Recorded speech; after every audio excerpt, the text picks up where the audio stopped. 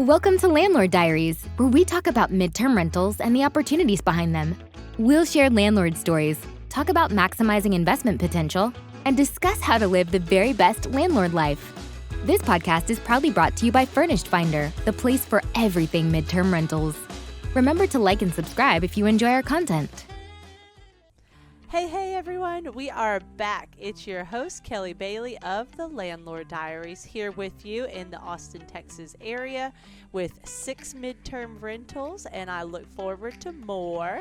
But a quick reminder, we really appreciate you guys listening to our show.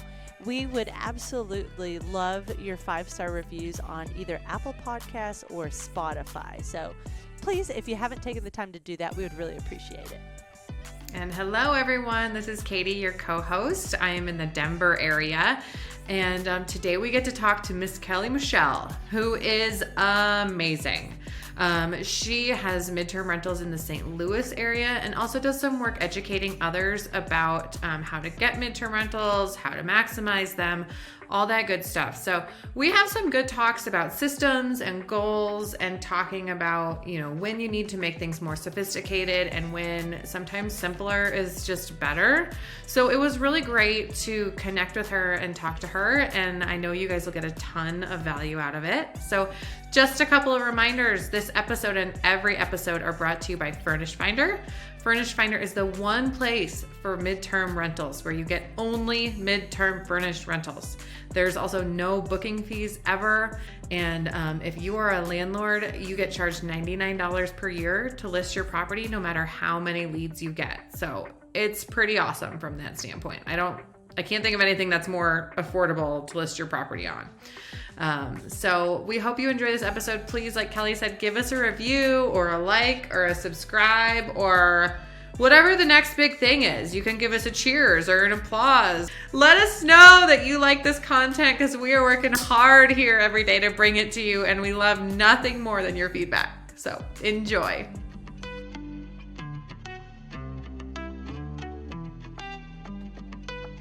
Today we have Ms Kellie Michele with us from St. Louis, Missouri. She is on fire, y'all. Kellie's YouTube channel has over 2,500 subscribers, and her content is all about midterm rentals. Kellie started real estate investing in 2005, got hooked on the property management side of things with her first short-term rental in 2018, and has since converted all her vacation rentals into corporate and midterm housing rentals for traveling professionals. Kellie, we're so happy to have you today. How are you? I'm fine. How are you? It's good. It's going to get confusing today. Every time I hear Kellie, I'm going to want to respond.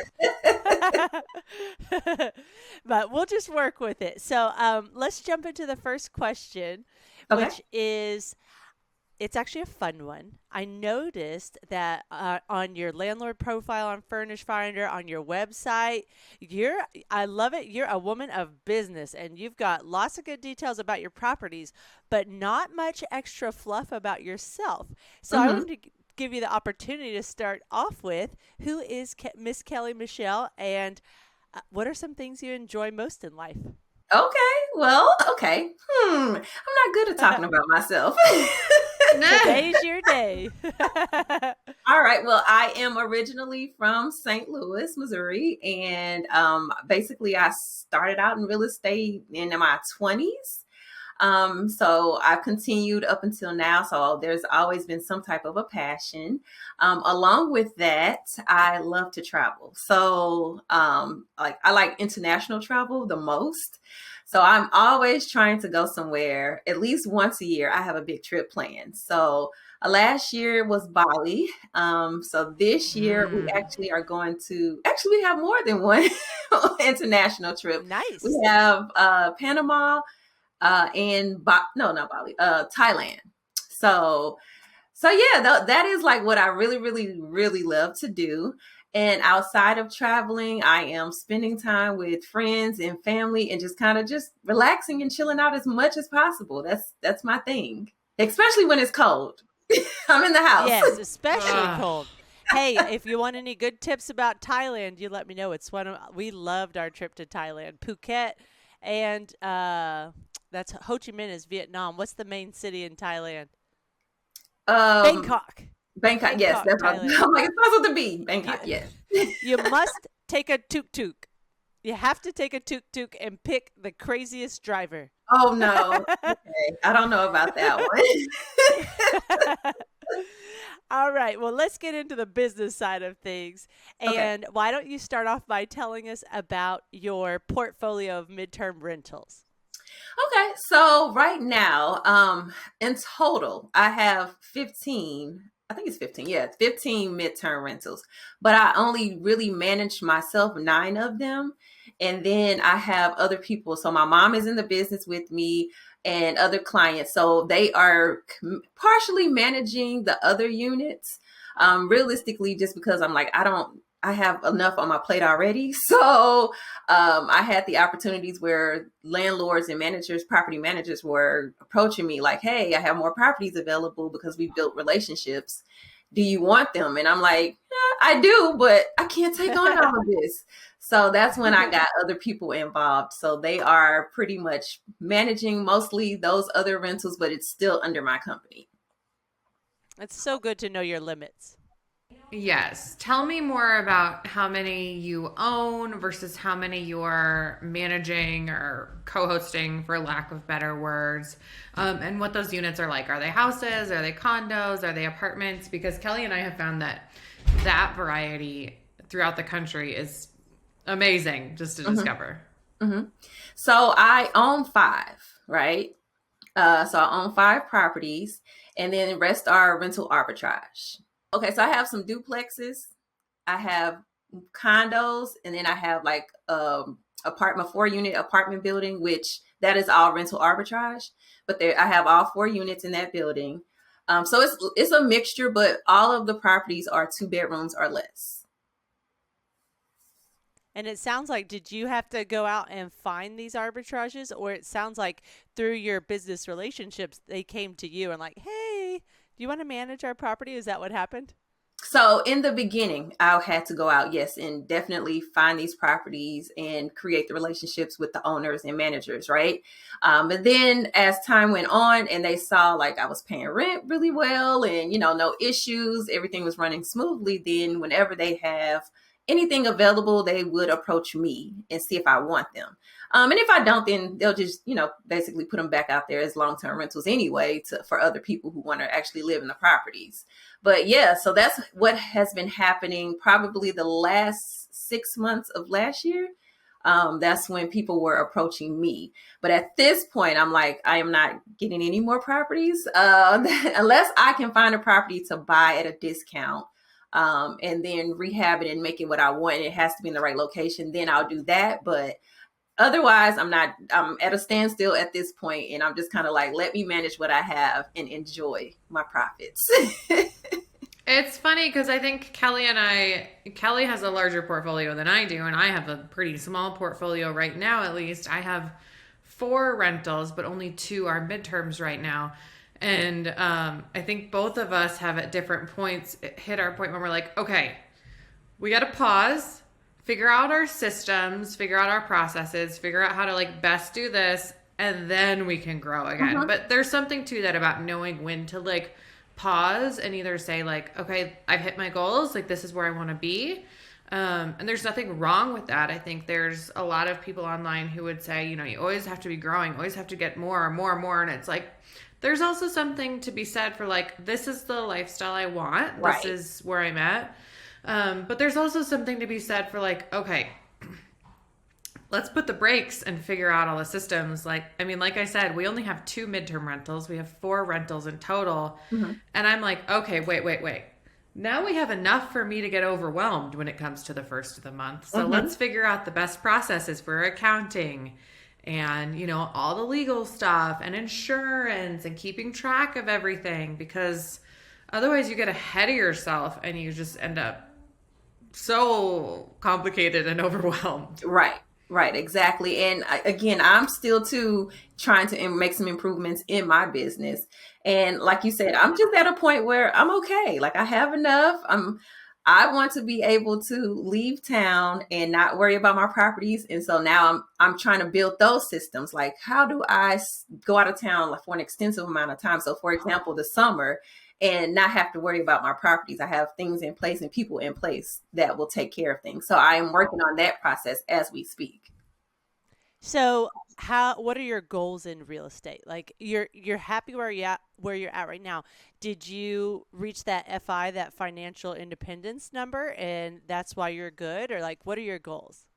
Well, okay. So not that I've reached my number, no. Okay. I do have multiple, businesses, so multiple streams of income. Okay. I'm still growing all of those. So that kind of takes my attention away. It's different from when you're focusing on one thing and you can put all of your energy in one thing and make it grow right faster. But I have several different businesses where I'm like, okay, I got to do something here, here, and here. So, it's like gradually I have to grow each one. So I'm curious about your other businesses. What are your other endeavors? So they're still all in real estate. They're all related. So I have the investment side, which is like long-term rentals, or maybe a house I may flip every now and then, not often. And then I have the midterm rentals, and that's a totally separate business. Then I have the education side, which is a totally separate business. So when I say several, those are the three basically that I work on. Okay. And do you have them all in different LLCs? Yes. Okay. Yep. Nice. All different LLCs. So yeah, I'm just like, no, I have not reached my number yet. I'm steady growing. But as far as getting the midterm rentals and more properties, I'm kind of pausing and stopping at this point with that. But I'm still working on the other things. Love it. And next year I might just say, okay, I'm ready. I'm ready to pick that's the joy, is that I think a lot of our society presents that you always have to have this like huge goal, and once you reach it, you got to make it bigger, and once you have it you have to keep going and going and going. And it's something that I've realized in my personal life. It's like, it's okay to set really small goals that are achievable, that work up to bigger goals, and also to be okay adjusting those and saying, okay, this is my goal right now. I might change that. I might make it bigger. I might make it different. I might shift it over, but just knowing that like that's okay, because like you said, next year you might do something different, but growth is the key. I think, the pace and all of that is kind of irrelevant.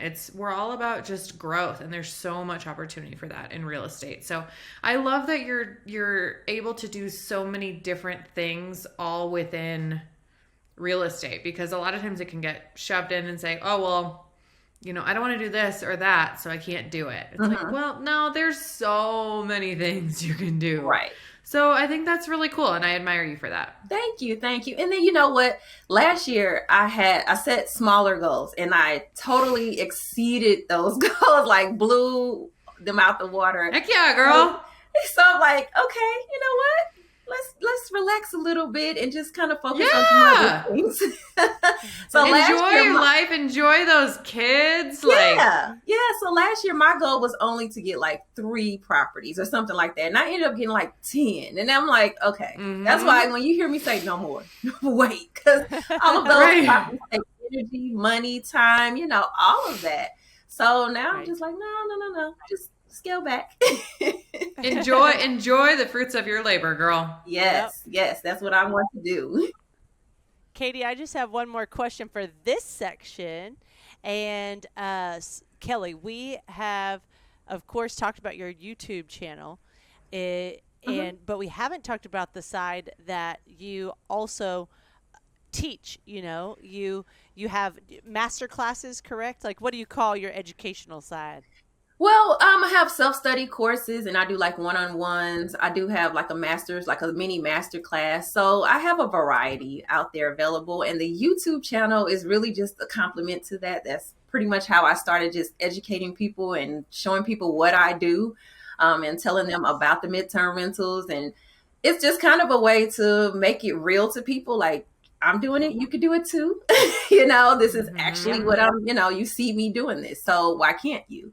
I do have the educational side where I'm doing all kind of different things. I used to be a teacher as well, so Okay. I have a lot of different things in my background.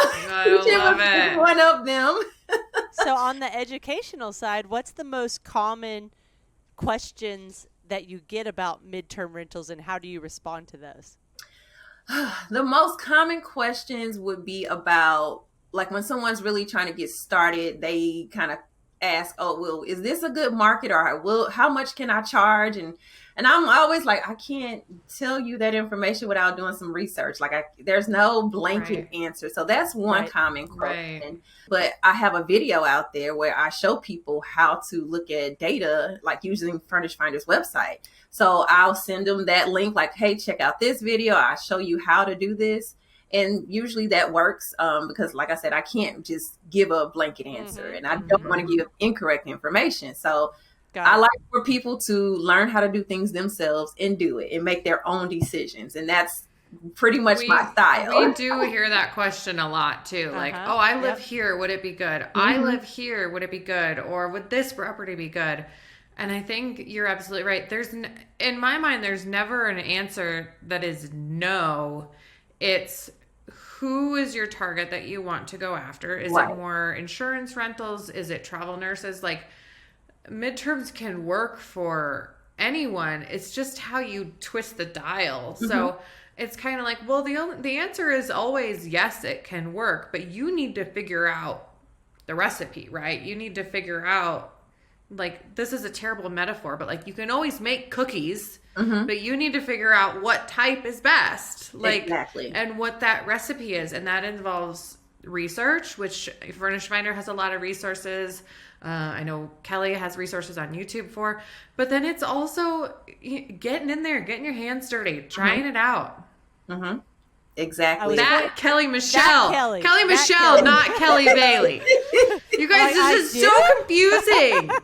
It was the first time it's happened so far. I was like, I don't have any of that out there, but this is so confusing. And I'm Katie, right? Like, I'm like the most common name ever. But this is, I feel like the tables have turned now. I'm so confused. Yes, so fun. So I'll make sure, and Kellie, we'll get together and put that specific video that you have in the show notes so that people can watch it.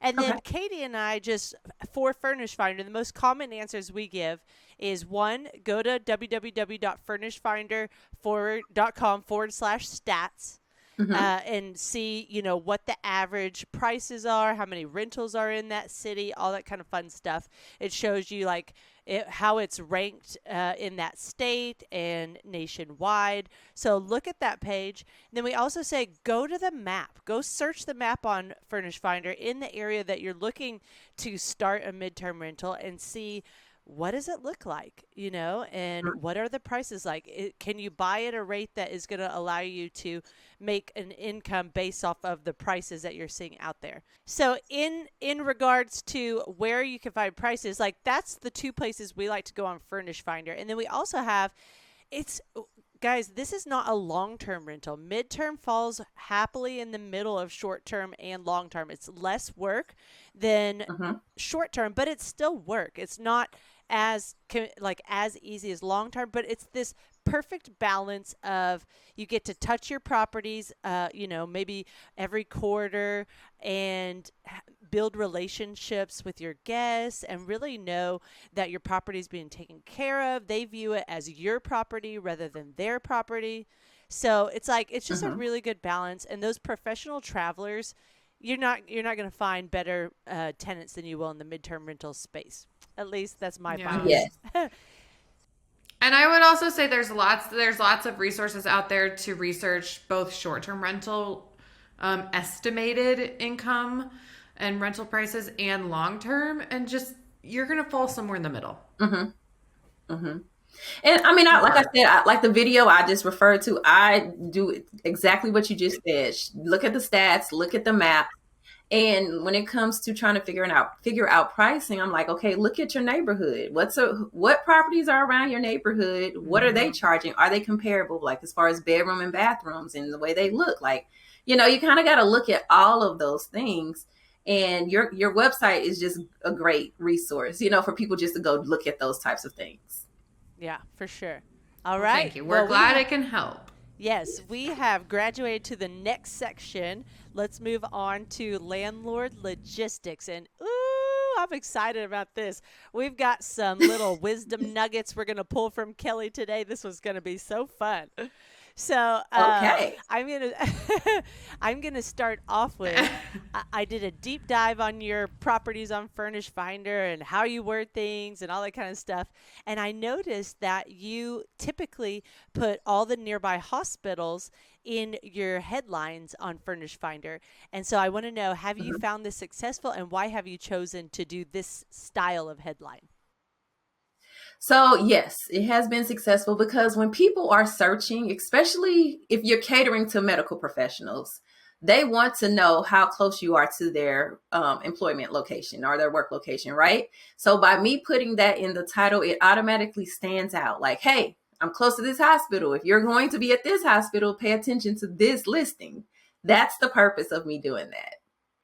So, and other things I usually put out there are like keywords, safe, quiet, because those are the keywords and things that people want that are staying in these midterm rentals, whether they're coming from the medical side or corporate side, whatever it is, they want a safe, quiet place to stay. So I put those types of words in my titles as well. Love it. In St. Louis, Missouri area, have you seen more of a female or males traveling to your properties?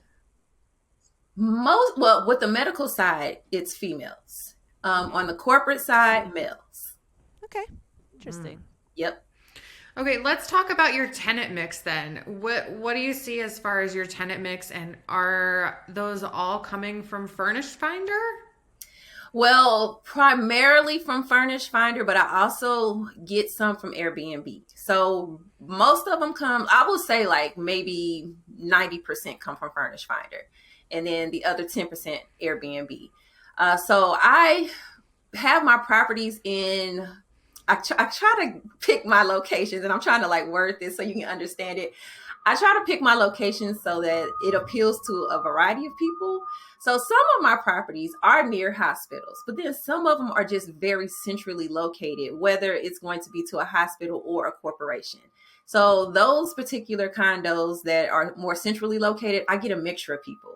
So that's where I've got someone staying in one of the properties that is getting divorced. And so he needed to move out the house in a temporary place to stay. And his family or, his wife and children live in that neighborhood. So he wanted to stay in the neighborhood to be close to the kids. So he's there, right? I have had a CEO. Well, actually, no, a CEO is still there. So CEO is in one of the properties. We also have traveling nurses. So it's like a variety of people in that particular area, the centrally located one. But the condos that are closer to the hospitals, mostly, yes, traveling medical professionals. Nice. So my next question is, we talk a lot about pricing on the show, and guess what? We already couldn't resist. We talked about it earlier.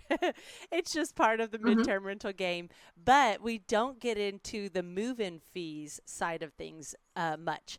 And so how, on your channel and when you educate others, how are you advising them on deciding how much to put for a deposit and for their move-in fees? Well, I don't necessarily give them a certain amount just because, like we kind of talked about, everything is different depending on what city and state you're located in, right? I strictly just tell them to make sure, you have your first month's rent and your deposits. And I tell them to have at least 2 months of reserves. And when I say reserves, I'm talking about 2 months of rent and utilities and insurance, like whatever expenses you have on this property. Need to have 2 months of that. And I say that just because there are times when you might have a gap and you might have to cover some of the mortgage or rent, or, something like that, or somebody may not be moving in for another month. And that's just how things fell. So you might have to cover a month, so that's why I tell people to make sure you have those reserves. Does that answer your question, or is that? No, it does. And then for you personally, I noticed that yours are probably around 300 a lot. So how did you come up with how much you wanted to put on your properties? As far as how much money I want to put into the properties to get them up and going? No, For the your deposit. deposits. Oh, just for the, okay. I'm sorry. Uh-huh. When you say deposit, No, I'm you're thinking good. you're talking about my deposit to like a landlord or something like that. Oh, So no, the you're deposit good. I charge, so the deposits I charge are usually 500. And if it's a smaller property, it's 200. So there's no rhyme or reason to that. Realistically, when I went with the 200, I was like, well, in hotels, that's standard for them to hold $200, on your card when you're checking in, right? So people shouldn't have a problem with that. That's normal, right? So if the property is on the lower end, then I'm like, okay, 200 is enough because there's not that much damage that can be done here, right? If it's the $500 deposit, which majority of mine are 500, it's just that the price point is higher on that property. And if something was to be damaged, it would cost a little bit more. And I feel like 500 is reasonable and fair for someone to get into the property. And especially because they're not staying that long. So they're only staying for a couple months. I don't feel like I need to charge them a full month of, rent as a deposit when they're only there for a little bit of time. That makes sense. And I think what you said, there is something to that, like what you're comfortable with, right? Because if you have really high-end furnishings in a place, you might want a little bit more of a deposit. If you have pets that you're allowing the tenant to have, you might want to have a pet deposit. But I think that is the basis of it, is what does your gut say that you feel good about having as a deposit, but also keeping that reasonable because it is the midterm and people aren't going to put up a full month's rent for a deposit. Right. So. And then my pet deposits are $300 and those are non-refundable. And I haven't had any issues. Okay. And again, that number just kind of was like, okay, I feel like this is fair. It's not too high, not too low. It's way cheaper than someone would pay to board their pet somewhere, So people haven't had an issue with paying the non-refundable $300 for their pets, and we're just rolling. Well, you expect that, and there's more cleanings with pets. You got to get a deeper clean, and even if you have the best pet in the world, there's still extra wear and tear. So right, I think that's fair. Yep. So that's it. No rhyme or reason. No, that's a great answer. And as far as for Dave and I having 3 2s, pet friendly, families coming, just getting into it it was around 3 years ago, and we were like, okay, what do we feel like can cover it? So we started with 2,000, and we're like, okay, we can at least replace most of what we would need to for 2,000.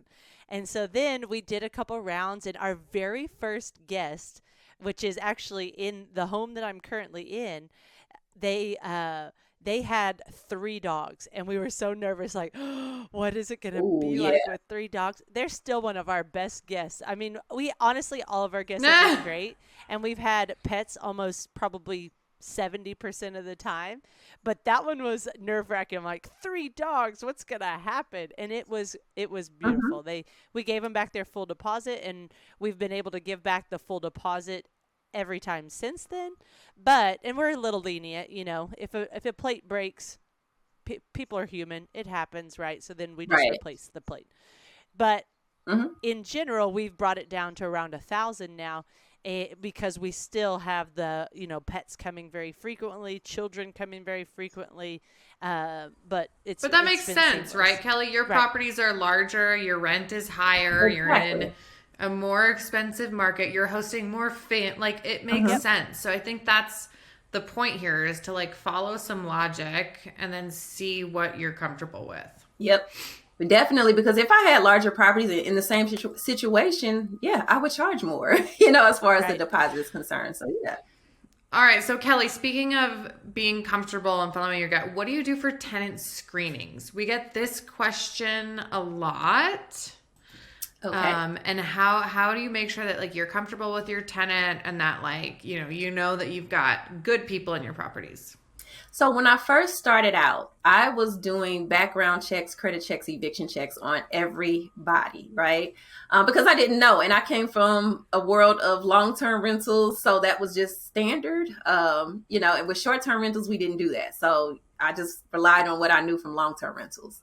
Now, though, since I've kind of learned a little bit more, I give my people the option. And this is only for the medical professionals. So if they're not a medical professional, they're still going through that same process of getting screened and getting the checks, right? Mm-hmm. Medical professionals, I'm now giving them the option because I know now that they are being background checked, right? So they can't work at these agencies or hospitals without having a background check. So I have given them the option to provide me with their contract and their recruiter's contact information so that I can verify that they are working for the company on these dates at this hospital. And then the contract just kind of shows me, yes, another form of I am employed.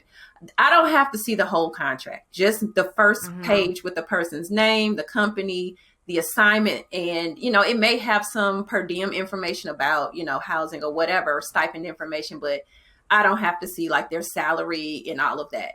I haven't had any issues with both processes. So I just continue to go with that. And I give the medical professionals an option just because sometimes they are more comfortable, with just providing the contracts. Sometimes they're not. So you can make your choice. Either way, you're going to get screened. I think that makes sense. So quick reminder with KeyCheck, which is our Furnished Finder business tools, keycheck.com, when you go and do tenant screening, it's super fast. Like if the tenant is ready, it can be a 5-minute process. So it is a soft pull. So landlords, that's always important to remind those that are interested is tell them it's not going to ding your credit. It's a soft pull. And it's not $39.95 per screening. So at my properties, I do anyone over 18 years of age goes through the screening process. And I kind of use it as my gauge to see that's when I know they're interested. Like if someone pulls the trigger and it says, yes, I'm ready to move forward with the screening process, it's resulted 100% of the time for me in renting it out thereafter. And, we haven't had any credit scores that we haven't, really had to dig in deeper and go to references and that kind of stuff. It's been pretty straightforward, which is nice. But Kellie, in the instances that you maybe, do see a credit report and that doesn't necessarily fit all your criteria, how do you advise clients on analyzing the credit report and, what next steps are if someone wants to dive deeper than just seeing the screening? Okay. Well, honestly, I have not come across anyone who has not passed my screenings or had a bad credit report or background check. Like everyone that has come through have been A-okay. But if you do have a criteria, I would say like realistically, if you want to set your own criteria as far as like the credit score, you can set like a minimum credit score. I typically look at like the major bills to say, okay, if they're not paying major bills, so when I say major bills, I'm talking about like a mortgage or utilities or a car, like things that we have to have, right? If they're not paying those things, then that's a red flag for me. Okay. I'm not so much worried about the credit cards and being perfect because life happens. We don't know. I don't know what has happened in this person's life, which could have caused them to be late on a credit card payment or whatnot, right? So realistically, I would have the conversation. If I was to come across someone where it was like, okay, this looks a little fishy or I'm a little concerned, it's about having a conversation, right? This is what I'm seeing. This is what is kind of a red flag for me. Do you feel comfortable talking about what happened here? Right. And it's kind of like one of those things where, yes, people can lie or they could be completely honest, which I'm going on the side of their being completely honest. If I was to, again, be in that situation. But you kind of just have to use your own judgment when it comes to those situations. Look at what's in front of you, ask some further questions, and then use your own judgment. Love it. We still have a tenant. I get calls maybe once every 3 months that he uses me as his reference for his wife's a traveling medical professional. And so when he goes they go around the country, some choose to, take that extra step. And so I get that call. Hey, how was this family? And it's always fun to remember like the experience with those guests. And I give him the green light every time. I'm like, they were great. I would totally have them again. He actually got me a really cute coffee cup.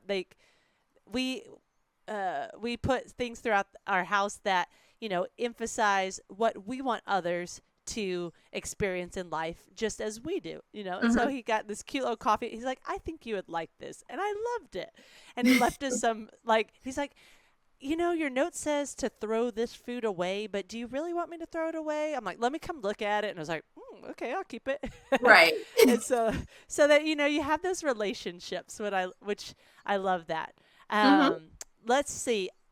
On your listing, you also ask in your property description for that everyone is required to provide a copy of their photo ID. So I was curious about that. What is that for?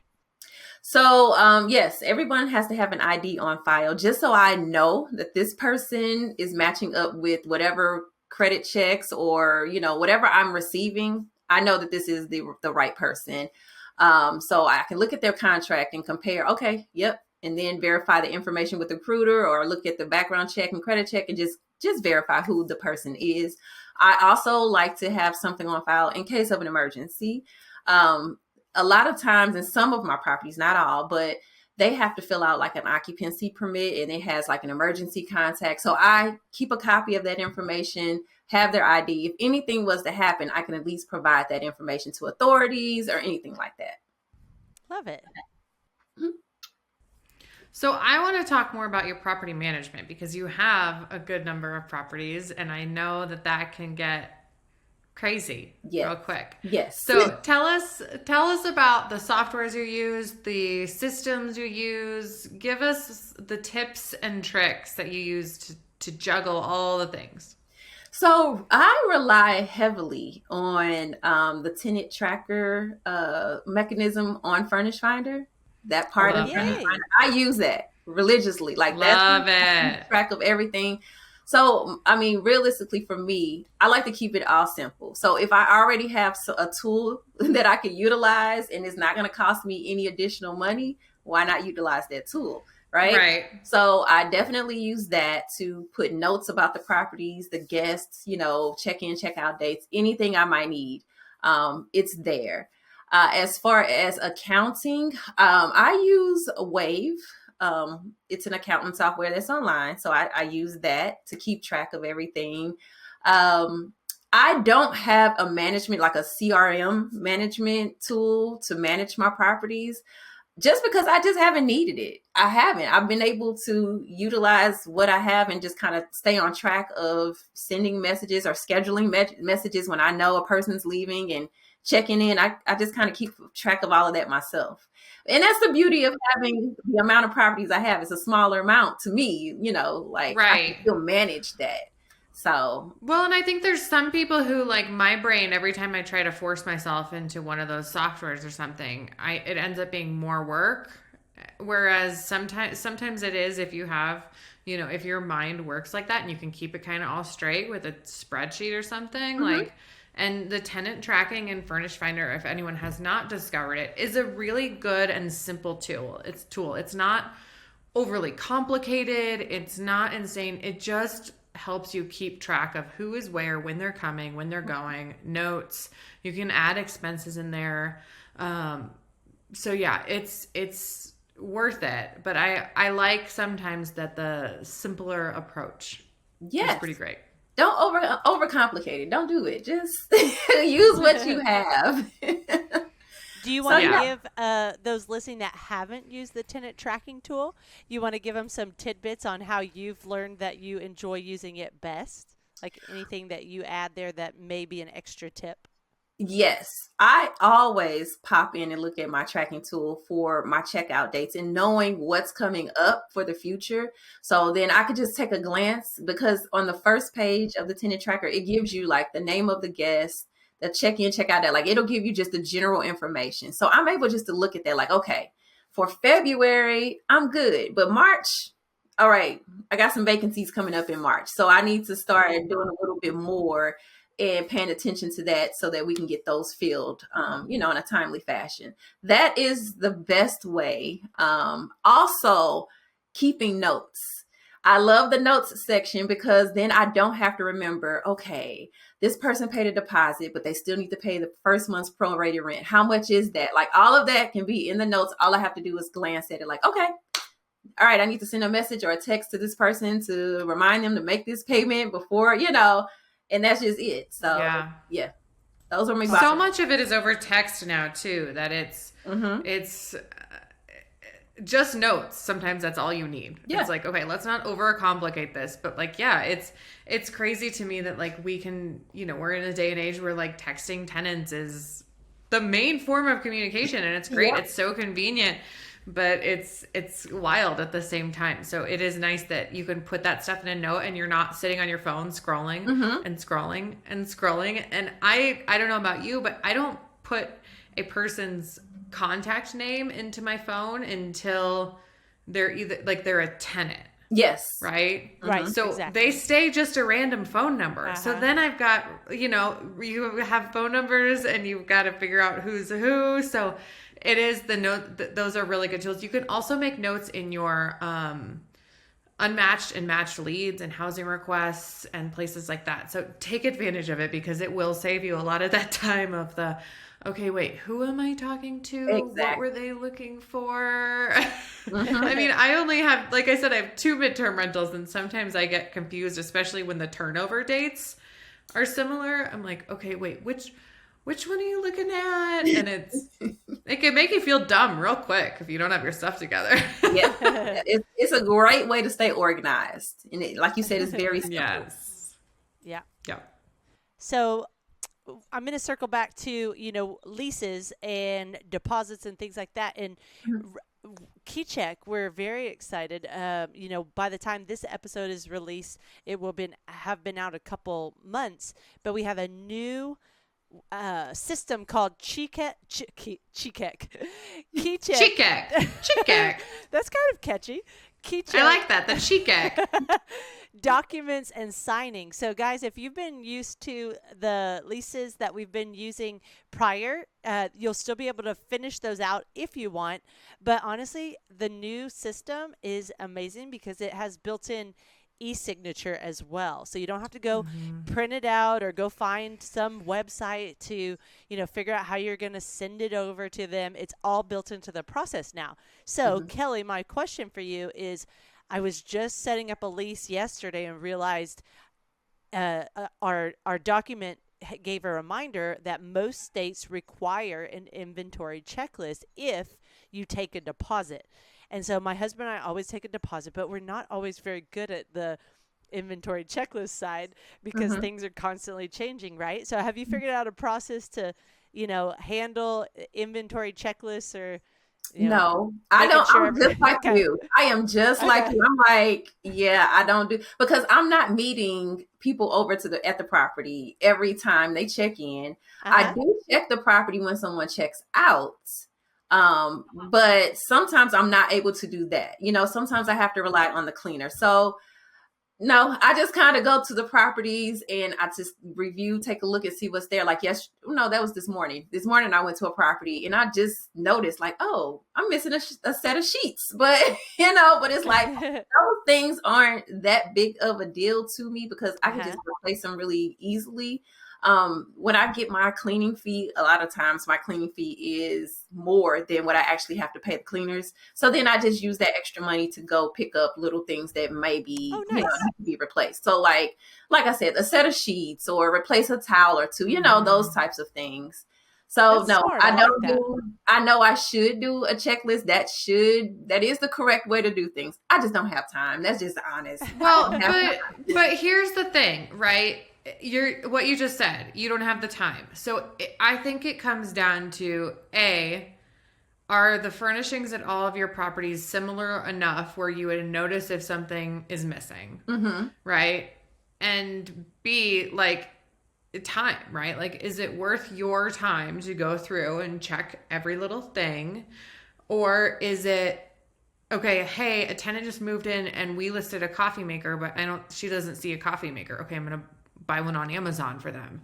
So I think it comes down to that. And I think this circles back to what we talked about, where like the phases of everything, because if you or I or Kelly get to the point where we hire a turnover manager, they probably will want a list because they don't have our brain. But right now, like, we have the tool that I could walk into my properties and I could tell you exactly what's missing because it's in my brain. Exactly. So I don't think that's a bad answer, and I don't think that's a bad thing. And yeah, Kelly, I would be curious, and this is going to fall under the legal advice category, so I know we're not going to technically have an answer, but I would be curious how detailed that list like technically needs to be, and like if just pictures would count, or which Kelly are you talking to? I can't tell. You Kelly, you Kelly.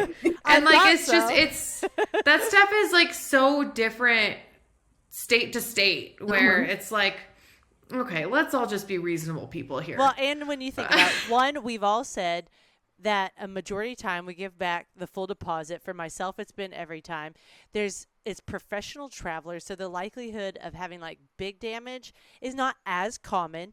Can it happen? Sure. But is it going to be enough damage that someone wants to take you to court over, right. $200 or $500? Over a missing set of sheets. No. Like, so, well, and I don't know. I just like, we could drive ourselves crazy doing all the tiny little details and everything, where it's like, no, let's just keep making business. So I will say what we do here on the show pretty often is picture books. Like, if you have a system in place where you've got the same cleaners every time and they know the system, and then you have a book of like where everything goes and what everything looks like, it's going to take that initial setup. But that's what we've heard pretty common that a lot of people do. And I am excited to try. So this is my accountability. Y'all are my accountability team. Someone comment 3 months from now and say, Kelly, how you doing on that process? And there is a website called Turnover B&B, and it looks, I've already done a intro call, and it was a gentleman in France with the cutest accent, and he walked me through the site and how to use it. And but did he wear a beret? No, he did not. And what happens is it's tons of cleaners on there that are essentially bidding war. They have reviews, and they start saying, oh, I can do it for this much. I can do it for this much. And let me tell you, it's a lot cheaper than the cleaning team that I use that's local. Like these individuals that are going after their own business, they don't have to charge that overhead cost of, the building and all the supplies and everything. So it's a lot cheaper, and you can get very detailed and put a picture with each step, and they have to upload that picture as they're going through the cleaning process, so that then you're like, oh, they're halfway done because I see that there's already 20 pictures uploaded. I'm like, I'm excited to try it, but it's going to take some work for me to have the system ready. So somebody hold me accountable. Okay. And you know what? It's funny you mentioned Turnover B&B. I am using them. Okay. Well, I've used them for the first time just Wednesday and Thursday. So I had 2 properties that I needed to be cleaned because my regular cleaner is on vacation. So I tried Turnover B&B, and I picked 2 different cleaners.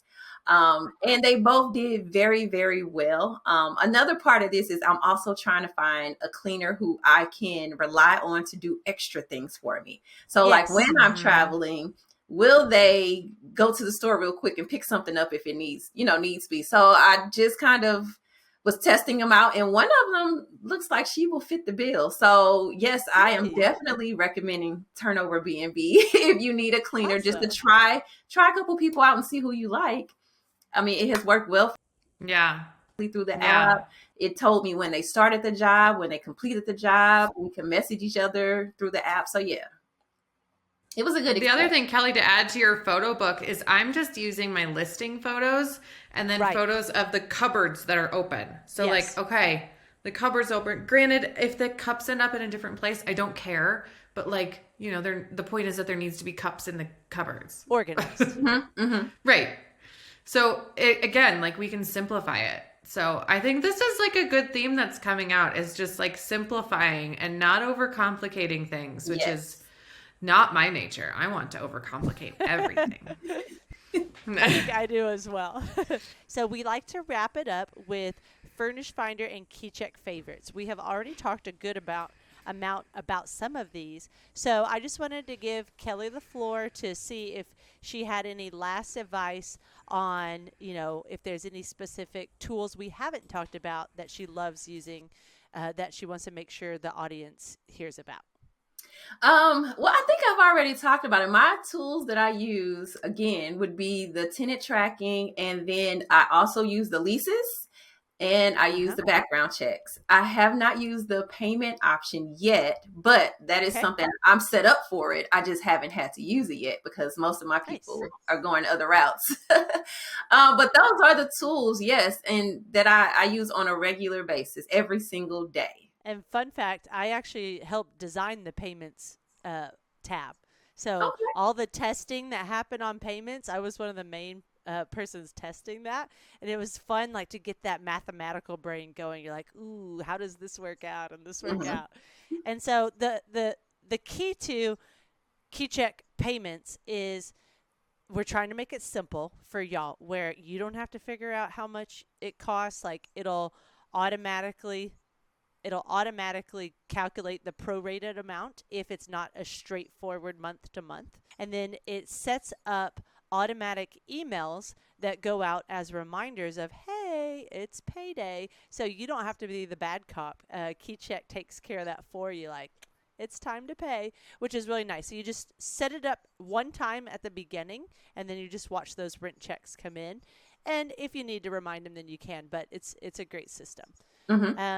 That's it from me, Katie. Do you have anything else? Any final questions for Kellie Michele? I don't think so. Well, Kellie, please remind everyone how they can connect with you or get involved in your educational side. How would you like them to connect with you? Well, you can find me on Instagram, Facebook, YouTube, at Ms Kellie Michele. So that's my handle. You just type that in, you'll find me. YouTube, I have all of my videos regarding midterm rentals and educating you guys about that and my experiences. And you'll find tips and a lot of information on Instagram and Facebook as well. So make sure you just follow my page at Ms Kellie Michele. I've enjoyed it. So, guys, it's a great page to follow. Have some fun. And she keeps it, while we have longer episodes, some shorter, but we like the full details from our guests. Kellie keeps them pretty short. She's got a lot of 5 minutes, 7 minutes. And so if you want those little tidbits, go check out her page. But just a reminder, we appreciate you all being here. If you're liking the show, we would absolutely love your 5-star reviews on Apple Podcasts or Spotify. And if there's anything you want us to talk about that we haven't, please comment on YouTube, and we will do our best to incorporate it into a future episode. Thanks, everyone, and have a great day.